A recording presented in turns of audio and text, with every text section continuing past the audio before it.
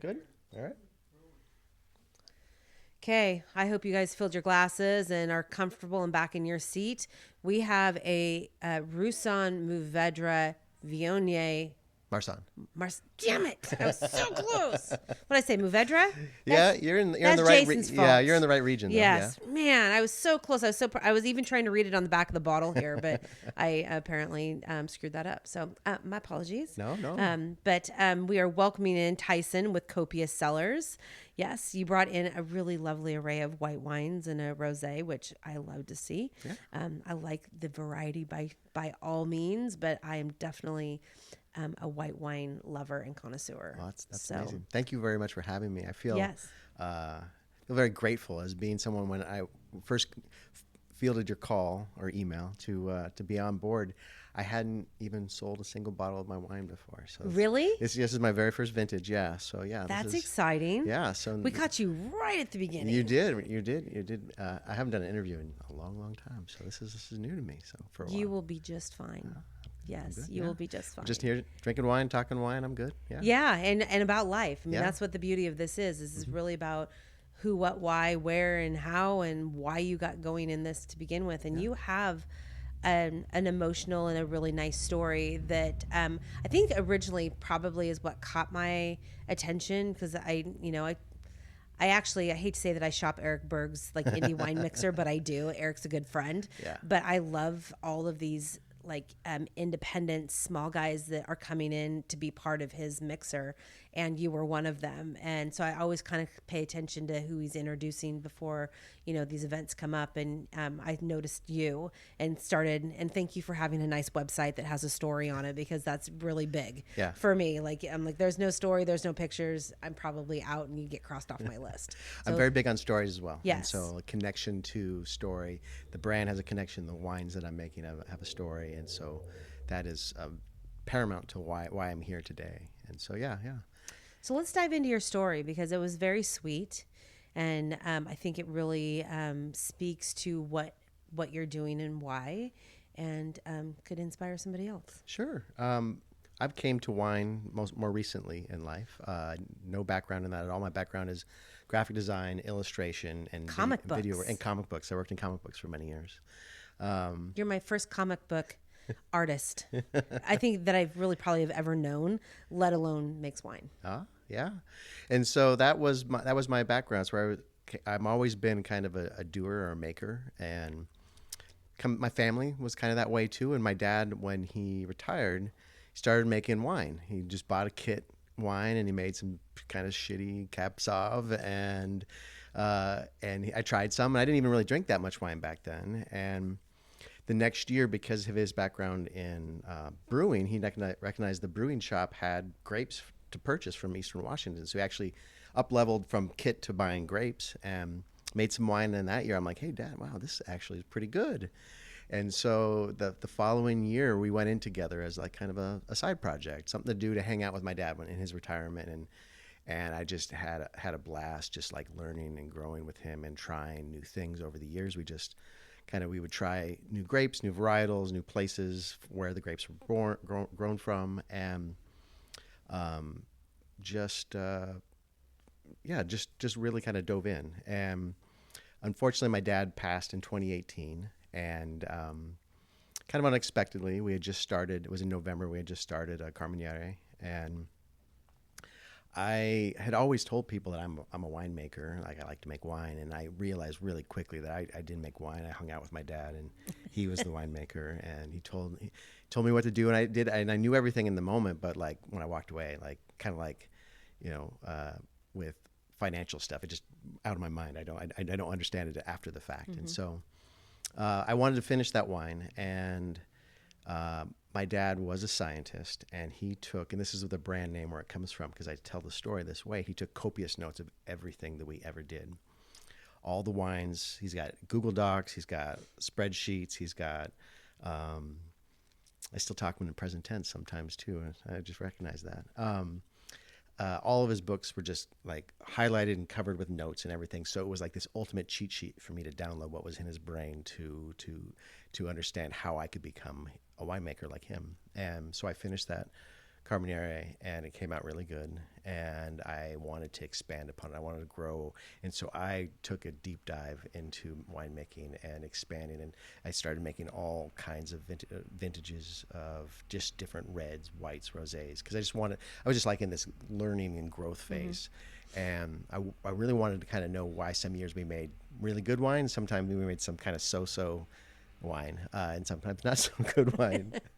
And I needed to know the science behind it to do that. So I'm going to stay high level. I'm not going to get into that because I'm still a high level science person. But to understand what we had versus the way we made the wine the previous year, knowing a little bit of the chemistry, just a little bit of that really changes what you do to the wine. And so I just kind of started growing and building, and got to the point where I was kind of doing too much for my garage. I work in a place I call the Dungeon. It's like a basement, and so I started mentoring at a couple wineries out here in the Hillsborough area, and it's just learning and growing and expanding and seeing all the steps that it needed to take. And then from there, I just dove in this last year and bought a partner and I bought a few tons of grapes, and we're making our own wines separately from that. And we are basically, I've got 3 whites, 2 whites and a rosé, sorry. And So we got the full lineup here. Yeah, this is the full lineup. Yeah. I will have a Syrah in the fall that I made with my mentor. There'll be a 23 Syrah. But yeah, this is the full lineup of the grapes so far. I just kind of wanted to start with whites for the most part because I can get to the market earlier, be able to have something within a year to be able to sell, and then slowly kind of expand, see how that goes, learning how to.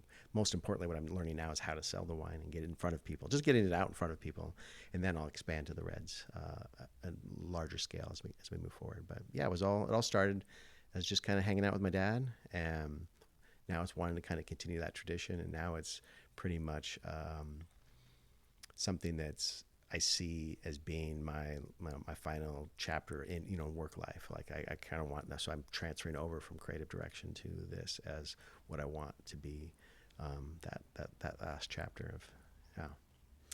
That's still, I mean, I think, with what you were talking about with like graphic design and comic books and stuff like that is its own creative category. But making wine is its own creative category in a completely different sense. So my guess is you probably took to that part of it actually probably quite easily, and maybe the science stuff was a little bit harder. And it's really hard. It's really easy when someone is so scientific and so copious, like with what your dad was, to ride the coattail and just basically be the yes man and do what you're told and not really download all the information, and then go, oh shit, when it's your turn to step up and be the chef, did you really absorb what you were being told?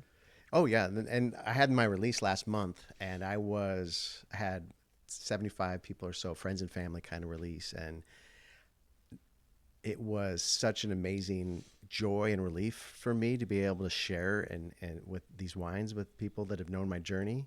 But I was also really scared that I didn't want to fuck it up. I wanted to honor that tradition. Yeah. I wanted to, and my favorite part of the whole day is I would have many people, they would take a sip and they would light up because they didn't have to lie oh shit, you got some, this is good wine. They actually really were. It was like this it was this perceptible well, you actually did okay. Yeah, this is drinkable and good. I don't have to buy a bottle of crappy wine now. No, I've got, and so it was a really good experience just to be able to be there and talk through that with all my my loved ones. And I am just beyond gracious to be able to have that space to be able to do that.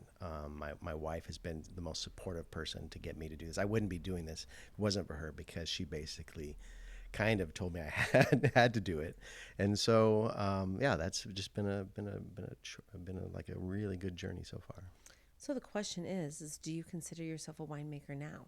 Oh yeah.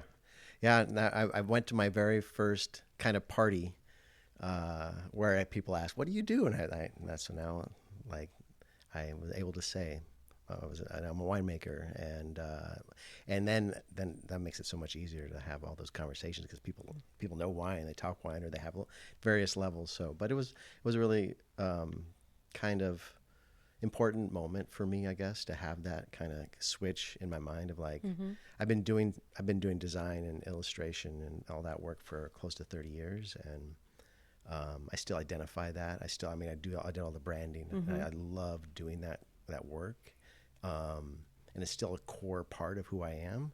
But so is wine, and actually, wine is one of those things where it's there's so much more of it as a business owner, as a sole proprietor. Like there, you have.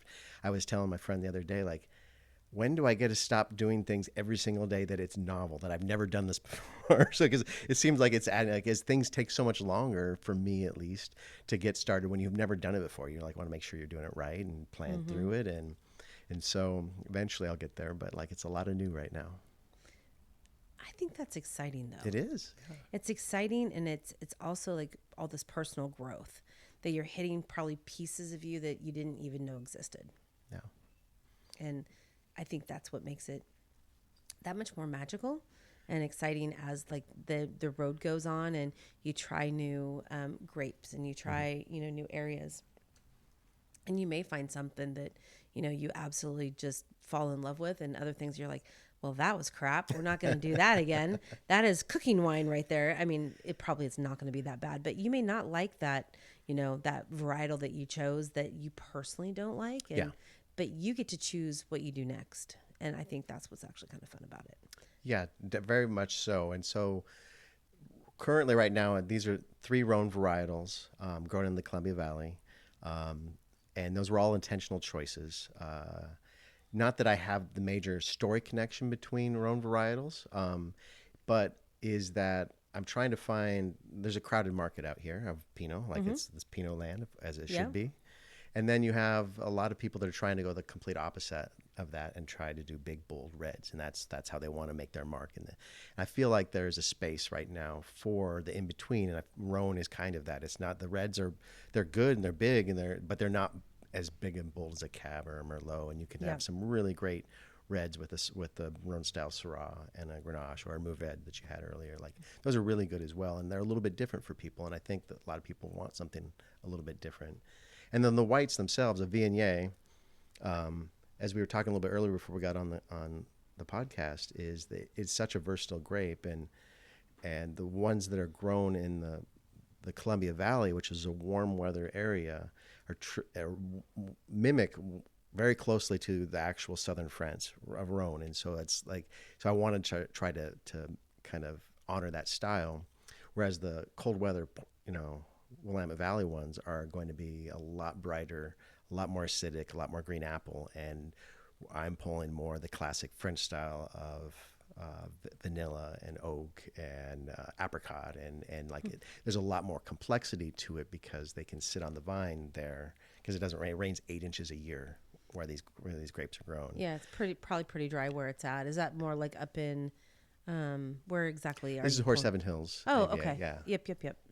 And so Columbia Valley, and about 4.5 hours from here, and doing that too is like they came in October 2nd, and because they came in so late, they took 2.5 months to fully ferment. So in doing that, because it was so cold at the winery at night, that the lot of aromatics are held on to it because of that long fermentation time. It took a long time for the yeast to eat those sugars up. So yeah. Interesting. Well, I think we should pour your rosé. Sure. I drink faster than others. What'd you think of that one? It was really nice. I love a great white blend. Yeah. I think you really get some really nice the aromatics between all the grapes. The flavors come together so nicely, and it just gives a little bit more complexity to what maybe a single varietal will. Mm-hmm. But they're so lovely for summer and really all year long. And let's be honest, but really for summer. Yeah, definitely. And this is a very light salmon hued Grenache rosé. So why Grenache? I'm seeing it more and more. Is it availability? Is it just something that's of interest, or is there a different reason for it? I think you're seeing it more because people are getting a little tired of Pinot Rosé, and they want something a little bit different. This has got a little bit more body to it. To me, Syrah and Grenache make the best rosés. They have a more tannin to them, so there's going to be a little bit more bite on the end of the palate. There's definitely a little bit more complexity. Yeah, And I can definitely feel like that tanniny bite on the backside.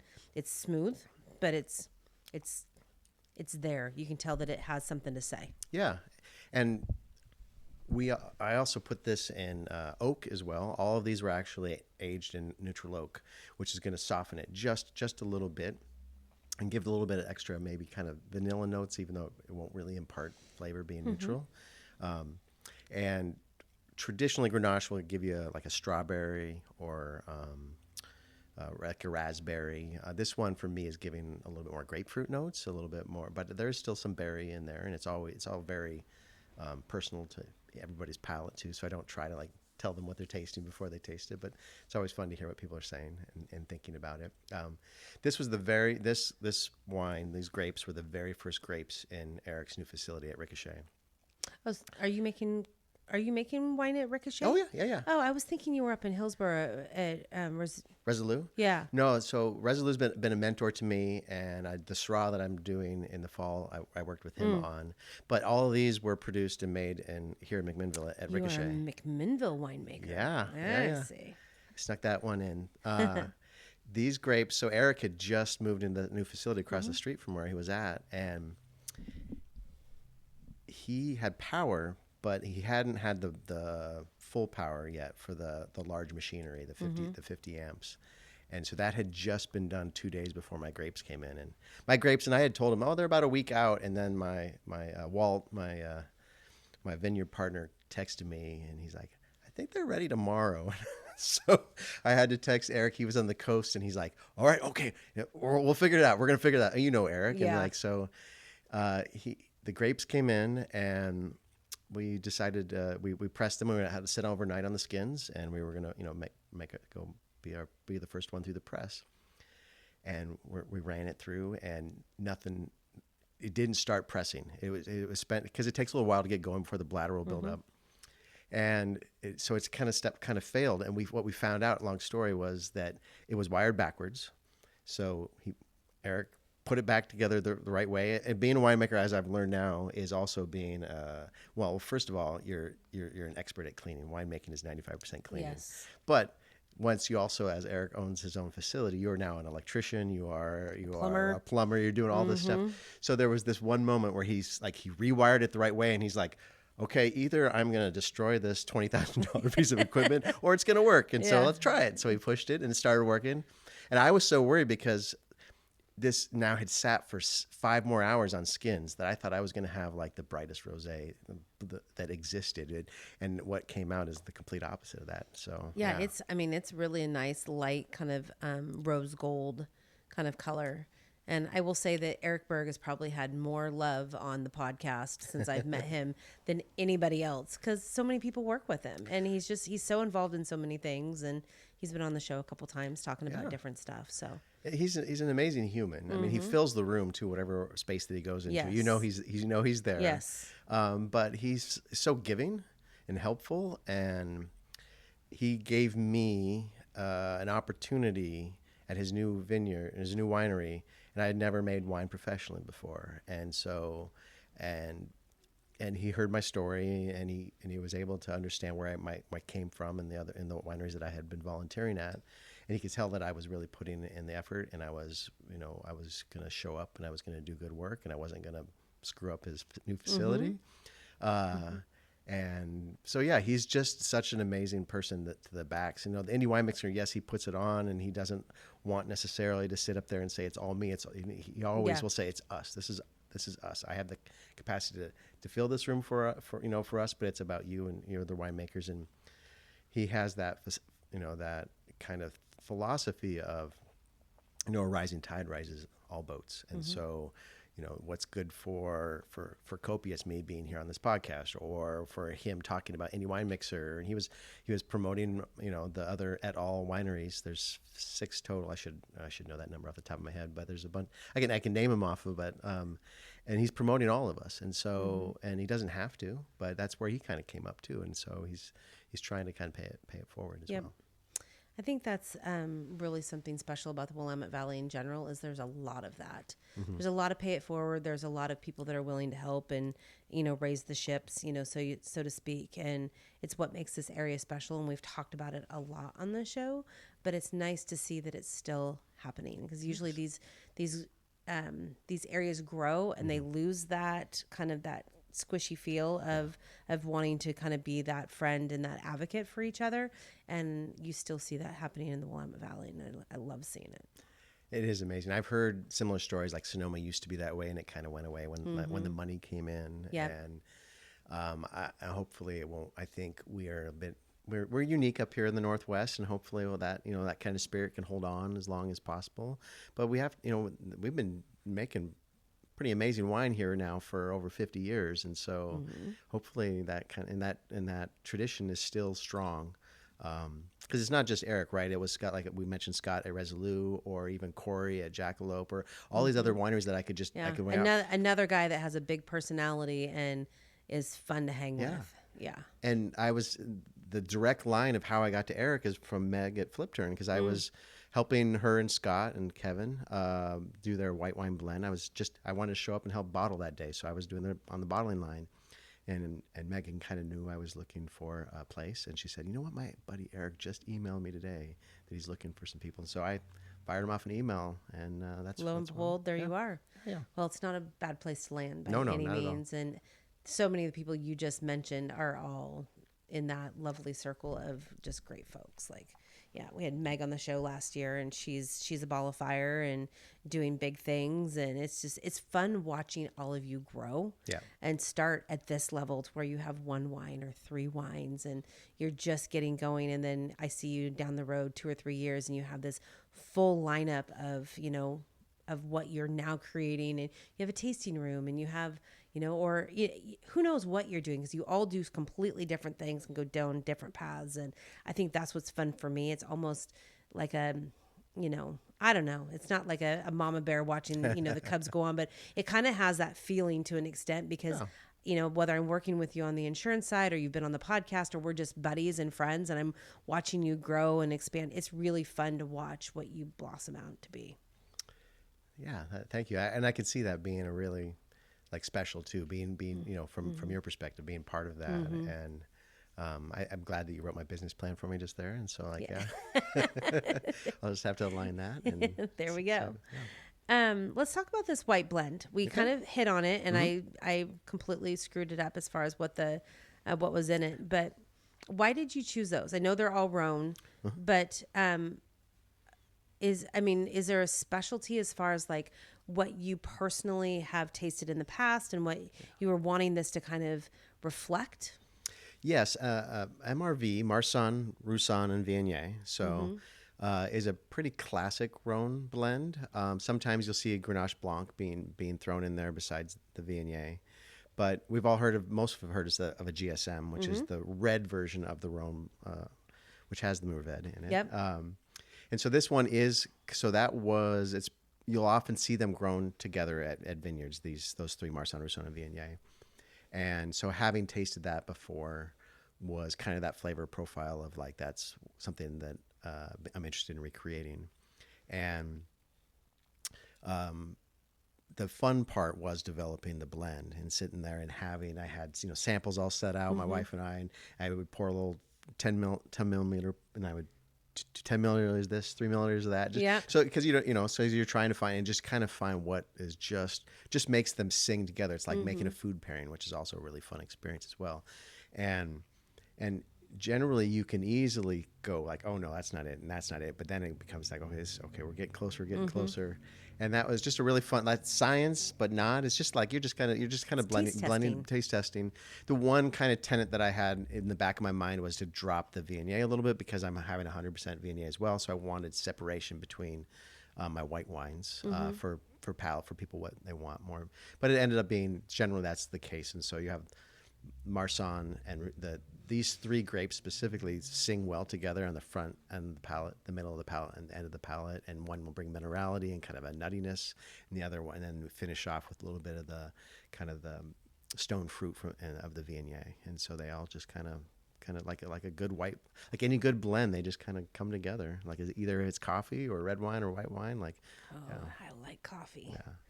So it's kind of that same play on the palate. Yeah. It is. And I think, it's funny that you mentioned coffee because it's another one of those things that people go so geek on. Like they are so serious about their coffee. And I'm not that way. Like I know what I like. Yeah. I mean, I know what I like. I'm simple and, but it has to be the right pieces or it's just off. Yeah. And so it's, I don't know. It's special when you hit something just right and you can kind of, hang your hat on it to a certain extent and then also get excited about it. Yeah, and so when I introduce the wine, I'll tell people it's a white blend of Marsanne, Roussanne, and Viognier, and a lot of people they're like, what? I've heard of one. I've heard of one of those, right? Yeah. It doesn't particularly matter too much. Like Roussanne itself, sometimes you'll see on its own. Marsanne, you almost never see. It's almost always blended. Similar to Mourvèdre, what you have, the single varietal Mourvèdre, you rarely see on its own, but it can be, and it can be a very good one on its own. And so that was where that kind of thought process went in, something that we think would be great for the summer. And actually, I feel like the complexity that the warm weather white wines bring, like the little bit more kind of, well, at least with the Viognier, definitely boldness, but like a lot more kind of mouthfeel to them. And it's not just a crisp sipper that you're doing while you're making your meal, which a lot of people just want to have during the summer. I feel like these whites are also ones that can be enjoyed year round. Yeah, I think this would go really nicely with food too. There's just enough acid in it. On the rosé. Yeah, for sure. So yeah, no, it's great. Events are coming up. I might probably like every other winemaker. You probably have a whole list of pop-ups and things are going. I mean, what do you have going on this summer? Yeah, that's the thing now. It's me learning how to get my wine in front of people and do events. And so I have had really good luck of just kind of showing up to bottle shops and pouring and getting samples to set up events. So I'll be doing little pop-ups all summer long. I'm going to be going at the Beaverton Farmers Market in August. And then a lot of the events that kind of the bigger events, you need to kind of have advance. And so I didn't have wine to be able to let people know that I exist. So some of the bigger events will be more for next year. 2026. Yeah. I just signed up to the Oregon City Wine Walk for fall this past week. But yeah, it's one of those things where like all these kind of hustlers now that we are winemakers of following us on Instagram and our website to see where we're at next and help support in whatever way you can. So let me go back to, I think we had kind of talked about this really briefly when you were here. So, because you went to some Comic-Cons and things like that, right? So how do your Comic-Cons compare to like now slinging wine at like a Winecon kind of thing? Yeah, Indie Wine Mixer was my very first kind of public event, and that reminded me so much of the comic book scene that I worked in was independent comics, so it's almost the exact same. Like when I first walked into an Indie Wine Mixer before I was as a consumer last year, I was like, oh, I know this vibe. I know this space. I know like each person behind the table is the one making the product, and they're the ones that their heart and soul that they're putting in front of you, and so being behind the table is very familiar to me of how to talk to people and understand very quickly from how they're looking at you, if you've gone over their head, if you haven't given them enough information, if you just want to like have them pour some more wine for them, or like, hey, can I get you to follow me on Instagram? Like it's just kind of like tracking how people's reactions are, or that little like level of, we all do this when we go to places like this with tables where you walk just far enough away where you don't have to engage in a conversation. And so back in the day I learned how to get people in by like reaching out and like trying to push through that little level of 6 feet separation of just like, hey, you want to try some more, bring them in, have them come in, engage them rather than just like head down and it's walk don't through. make eye contact and put your hand up. It's why I don't like to do like trade show kind of things, because people walk. It drives me crazy, but I do the same thing. When I go to Oh, yeah, events we all like do that, I'm that. like, yeah, there's certain like things I can see from a distance, and I'm like, nope, you move over to the opposite side of the carpet, just because you're like, I just don't even want to talk to them today. Yeah, and I'm not an extrovert, so like, I do enjoy people and communications and having stuff, but I do have to. I realize when I go to these places, I need to like turn something on to be something that's not necessarily not inauthentic. I'm still myself, but I realize I have to kind of push myself to like kind of do that Yep. to engage people that may not necessarily want to come over, because we all do that, that walk by kind Well, of maybe I vibe. need to take lessons from you because I do struggle with that myself. So the introverted side of me comes out pretty hardcore at those kind of things. So, well, where do we find you? Where do we buy wine? Social media? So social media is copious_cellars. So Copious Cellars. If you just type in Copious, you'll probably probably pop up. Um, and copiousscellars.com. My wine is featured at Ricochet tasting room every like this next couple months. Then my Viognier will be on there, and then we'll switch out what's going to be offered from Copious Cellars there. So anytime you can come get some of my wine there, and then I'm tasting at various pop-ups and all around town. Mostly the Portland area right now because that's where I'm living. But I'm trying to branch out to Newburgh, McMinnville, and all the places around that are like interested in indie wine. I love it. Yeah. Well, thank you for bringing the wine. Thank you for bringing your story and all that sort of thing. And it's been really great. So, again, thanks. I Awesome. love it. Thank you so much. Yes. Yeah. Cheers to you and best of luck this next year. I can't wait to see what the Syrah looks like and how it goes and how you grow from here. Great. Thank you too. Awesome. See you then.